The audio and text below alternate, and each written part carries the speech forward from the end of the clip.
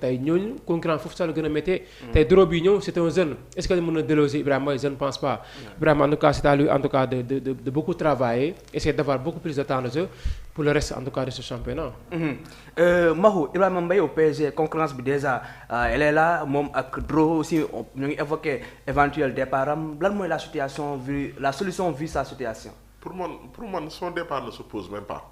Et c'est normal quand vous bu fekkee da nga am talent bu toll nii bu Ibrahima Mbaye jeune bu leen fàtte ne xam nga talent ci football am na solo mais avenir bi moo ëpp solo. Ibrahima Mbaye il est très jeune c'est pour ça que c'est un joyau li ñuy wax c'est une bonne pépite c'est une pépite pour le PSG. C'est vrai te loolu dafa am loo xamante ni c'est normal ay Aston Villa ay équipes yu bëri bëgg ko. Peut-être que mais Paris pour rien au monde.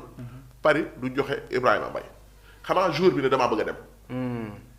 te Paris du ko joxe non du ko joxe. Paris ils n'ont pas un problème d'argent. waaw ça aussi c'est Paris vrai moom du xaalis la koy jëndee moom mooy soxla joueur instant bi mu soxla xaalis mu am. parce que bu njëkk réputation la soxla nañu wax naan Paris c'est l'éternel perdant. mais instant bi Paris commence à gagner. te dafa c'est un joueur boo xamante ni pour man. xam nga Ibrahima Mbaye parfois nit ñi ne Ibrahima Mbaye c'est un attaquant. C'est un attaquant capable de jouer à gauche à droite comme en pointe. ñett yëpp da koy def. léegi c'est vrai qu'il a beaucoup de concurrents là-bas mais il est xam nga pour man jantu boobu noonu jantu mooy le français d'origine congolaise. kooku nga mën ne c'est son concurrent. te ñaari talent yu. jugandoo la mais Doro il est beaucoup plus milieu de terrain offensif que axial. mais soo seetloo c'est vrai que la concurrence elle est très concurrence bi du ci moom rek bu leen fàtte ne Désiré Doué daaw. il était pas titulaire auparavant. Bradley Barcola moo newoon dem titulaire. à un certain moment mais football yi c'est Paris c'est un club boo xam ne il joue sur beaucoup de tableaux di nga am temps pour exercer wu. léegi nag moom il doit s'attendre parce que y a Barcola y a Doué y a Dembélé y a Brasquilia y a coréen bi. Kang Lee donc c'est des joueurs yoo xamante ni ñoom ñëpp mën nañoo doon concurrent mais il grignote du temps de jeu. plus ça avance plus il grignote. mais quand même est-ce que tamit dem ci beneen club tamit xam ne ni carrément dina nekk titulaire indiscutable est-ce que du gën quand même mu toog PSG bi nga xam ne aussi. non moom du am certitude en place de muy daw bay ñàkk. il est très jeune ñëpp soxla nañ ko. booy fu mu dem dina grignoter dina am temps de jeu. Real sax bu fa demoon dinañ ko jox ay temps de jeu. parce que li mu doon jouer Sénégal. rôle boobu dafa jafe. un joueur boo xam ne à chaque fois bu ñëwee en entrée. il est très percutant dina yokk dina accélérer le jeu loolu dafa jafe. te c'est plus-value c'est l'oiseau rare. léegi nag gis nga joueur.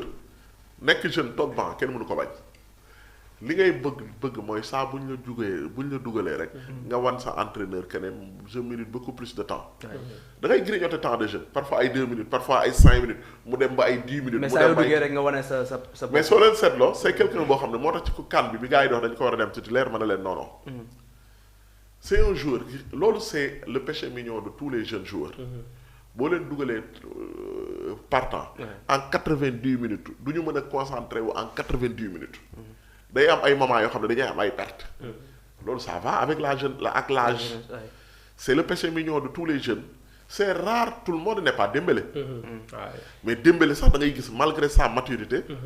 parfois ay match yoo xam ne da ngay naan kii dafa mel ni. il choisit ses matchs tout le monde n'est pas Yamal rek gaawul.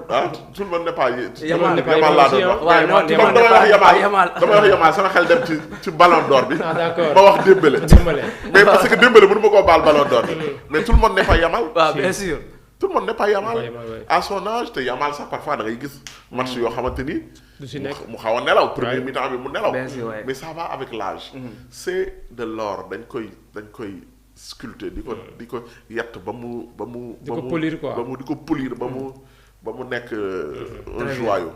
très bien alors ñoo ngi xaar ba xam exactement la moo nekk sa situation foofu ca PSG vu la concurrence ak aussi tamit les clubs yi nga xam ne ñi ñoo ngi koy sollicité mais un débat aussi bu ma bëgg poser man ak les internautes donc maa ak yéen la bëgg na am tamit seen commentaire ci débat bi ba waaj a poser nii Mbaye Diagne def na la CAN def na aussi ba mu jumul coupe du monde football na def. kan la def voilà def na la CAN aussi min na la tanière actuellement ci clubam mu ngi def des performances plus de 18 buts am na ko donc chaque match presque mu dugal but ñu bëri ñu ngi évoqué éventuel am retour am ci biir tanière bi donc loolu aussi c'est un débat qui se pose Djibril est-ce que mën nañoo xaar quand même Mbaye Diagne vu ses performances mu intégrer la tanière pour la coupe du monde.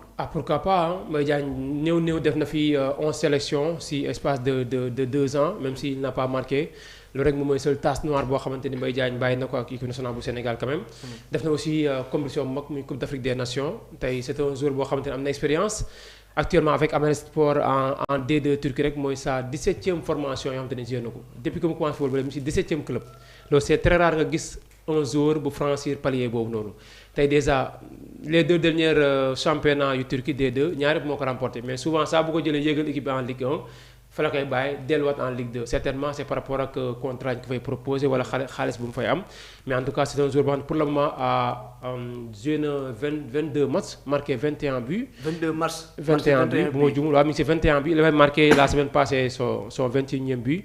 tey c'est un attaquant boo xam ne kii s'est marqué tey Sénégal tueur lañ soxla. Mbaye Diagne c'est un tueur quand même loo ko mën di waxal c'est un tueur.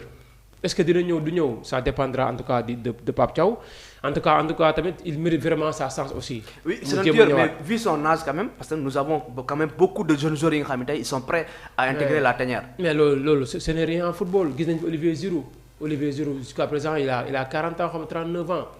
waaw mag Giroud moo mag Mbaye Diagne. te pourtant mi ngi jouer ba léegi. attaquant mën na dem ba 40 ans di jouer. ute nag défenseur. Lewandowski ngi nii. Lewandowski il jusqu'à présent mi ngi jouer. waaw Mbaye Diagne nekkul mag boobu noonu.